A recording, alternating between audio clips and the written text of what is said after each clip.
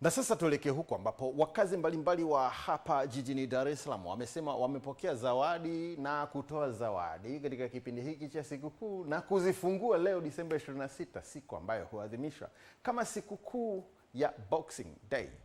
Mwanahabari wetu Egbert Alfred ambaye amepokea zawadi ya kibiriti ana taarifa hiyo. Boxing Day imekuwa fursa kwa watu kujali wenzao, huku zawadi zikitolewa kama ishara ya shukrani, upendo na mshikamano. Waliopokea wanasema zawadi hizi ni kumbukumbu tosha kwao. Nilipokea zawadi kutoka kwa mpenzi wangu. Kanitumia 30 kwenye akaunti yangu. Then akanipeleka beach. Jana nilienjoy kweli. Kwanza kabisa mimi zawadi nimepokea kwa watu wengi kwa sababu na ilikuwa ni siku yangu ya kuzaliwa. Kwa hiyo imekuwa ni siku nzuri kwa upande wangu. Siku ambayo sikuitegemea kwamba ningeishiwa kiasi kile na ningepokea zawadi kama zile nilizopokea. Nimepokea zawadi nyingi kwa upande wangu na kwa watu wengi.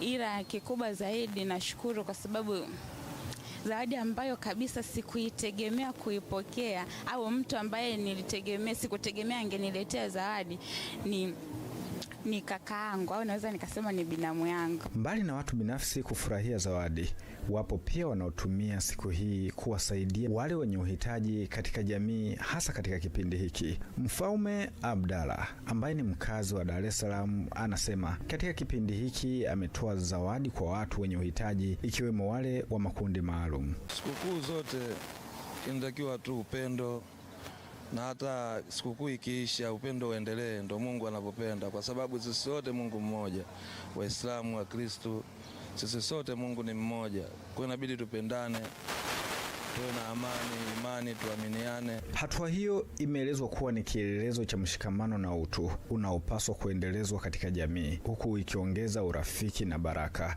Lakini siku hii ina maana gani katika jamii? Jesus Charles ambaye ni mhamasishaji katika jamii anaeleza. Faida ya kwanza tunasema kwamba inapunguza msongo wa mawazo kwa sababu mambo yamekuwa mengi. Kwa hiyo unapokuwa unampa mtu zawadi, ina maana inampunguzia msongo wa mawazo, kuona kwamba kuna mtu ananifikiria.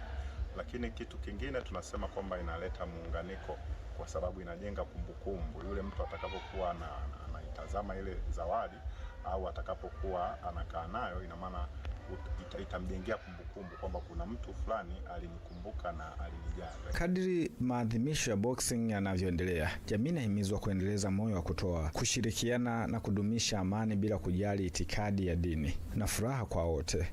Egbert Alfred Jr, EATV, Dar es Salaam. Nitaka nifahamishe utafiti